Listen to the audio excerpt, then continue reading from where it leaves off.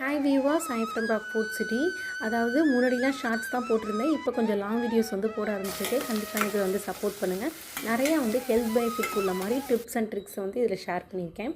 இதை வந்து ஆப்பமாவது தான் சைட் பை சைடு வந்து அரைச்சிட்டு இருந்தேன்.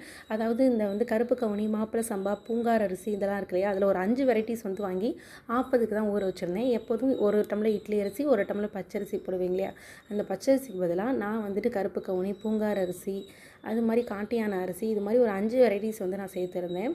அது மாதிரி கால் வந்து உளுந்து போடுறீங்கன்னா அதில் அரை டம்ளர் உளுந்து வச்சு ஊற வச்சு நல்லா ஆட்டி ஆப்ப சுடுங்க. நல்லா சாஃப்டாக வந்து கிடச்சிருந்துச்சு.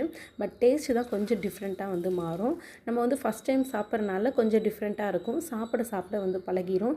கண்டிப்பாக இதை வந்து குழந்தைங்களுக்கு வந்து கொடுங்க. கருப்பு கவுனி அரிசிலாம் எக்கச்சக்கமான ஹெல்த் பெனிஃபிட்ஸ் வந்து இருக்குது. அதுவும் வந்து அந்த காலத்தில் ராஜாக்கள் மட்டுமே சாப்பிடக்கூடிய அரிசி நம்மளுக்கு இந்த காலத்தில் வந்து கிடைக்குதுன்னா அதை மிஸ் பண்ணிடாதீங்க. கண்டிப்பாக வந்து குழந்தைங்களுக்கு வந்து செஞ்சு கொடுங்க. இல்லைனா லட்டு இது மாதிரி வந்து நெக்ஸ்ட் வீடியோவில் கண்டிப்பாக நான் வந்து உங்களுக்கு ஷேர் பண்ணுறேன். மார்னிங்கே வந்து மாவெல்லாம் வந்து ஊற வச்சு ஆட்டியாச்சு. ஒரு வேலையே முடிஞ்சிருச்சு இல்லையா. அதாவது நீங்கள் ரேஷன் அரிசி வந்து ஆட் பண்ணுறீங்கன்னா ஓவர் நைட் வந்து சோக் பண்ணும்போது அந்த ஸ்மெல் வந்து இருக்காமல் இருக்குது. கண்டிப்பாக இது ஒரு டிப்ஸாக எடுத்து நான் வந்து உங்களுக்கு ஷேர் பண்ணியிருக்கேன். அதே மாதிரி பூரி வந்து சொல்கிறீங்கன்னா ஒரு 1/4 லிட்டர் எண்ணெய் பாக்கெட் வந்து வாங்கிக்கோங்க. யூஸ் அண்ட் த்ரோ மாதிரி இருக்கும். எண்ணெய் வந்து 100 டிகிரி வந்து செல்சியஸில் வந்து கொதிச்சிருச்சுன்னா அதை கண்டிப்பாக யூஸ் பண்ணாதீங்க. அதாவது இது மாதிரி தான் கடையில் பஜ்ஜி, போண்டா, சிக்கன் இதெல்லாம் பண்ணுறதுனால ஒரு 20% வந்து கேன்சர் வந்து இதனால் வருதுன்னு நம்ம வந்து ஒரு ரிசர்ச்சில் வந்து சொல்லியிருக்காங்க. அப்புறம் இந்த சம்மருக்கு என்னோட வந்து பையனுக்கு ஒரு பெட்னா அந்த ஃபிஷ்ஷு தான் வந்து சொல்லலாம். ஒரு ஃபிஷ்ஷை வந்து கண்டிப்பாக சாகரிச்சிட்டான். முடிஞ்சளவு நானும் சேவ் பண்ணி வச்சுருந்தேன்.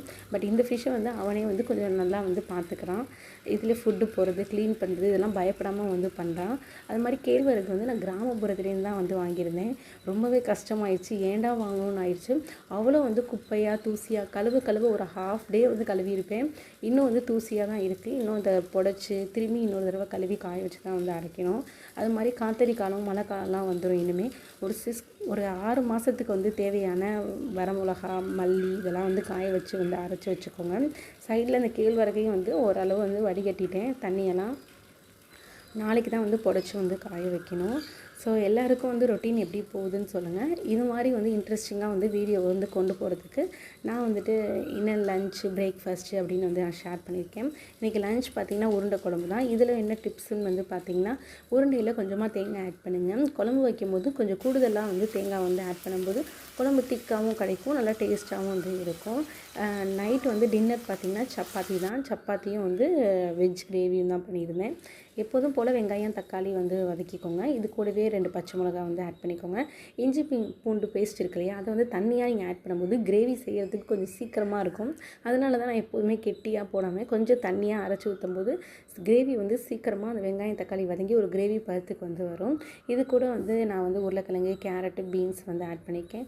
நீங்கள் பட்டாணி அதுக்கப்புறம் வந்து இதெல்லாம் வந்து ஆட் பண்ணிக்கலாம். இன்னும் வந்து காலிஃப்ளவர் இன்னும் என்னென்ன காயெலாம் உங்களால் ஆட் பண்ண முடியுமோ அதெல்லாம் வந்து ஆட் பண்ணிக்கலாம். அதாவது பன்னீர் இருக்கு இல்லையா, அதை கூட நீங்கள் ஃப்ரை பண்ணி ஃபைனலாக வந்து போட்டுக்கலாம். இதுக்கு வந்து ரிச் ஃப்ளேவர் கொடுக்குறது இந்த தேங்காய் கூட வந்து சோம்பு, பொட்டுக்கல்லிக்கு பதிலாக சோம்பு, அதுக்கப்புறம் வந்து முந்திரி பருப்பு, கசகசா இதெல்லாம் வந்து நீங்கள் அரைச்சி ஊற்றும் போது நல்லா வந்து திக்காக வந்து ஒரு ரிச் ஃப்ளேவரில் வந்து கிரேவி வந்து கிடைக்கும். நீங்கள் எப்போதுமே சப்பாத்திக்கு வந்து தேங்காய் அரைக்கும் போது கொஞ்சம் நரன்னு அரைங்க. ரொம்பவே நைஸாக அரைச்சிட்டிங்கன்னா கொஞ்சம் வந்து மைதா மாதிரி வந்து கிடைக்கும், கொல கொலன்னு இருக்கும். ஸோ டாடா பாய், நெக்ஸ்ட் வீடியோவில் பார்ப்போம்.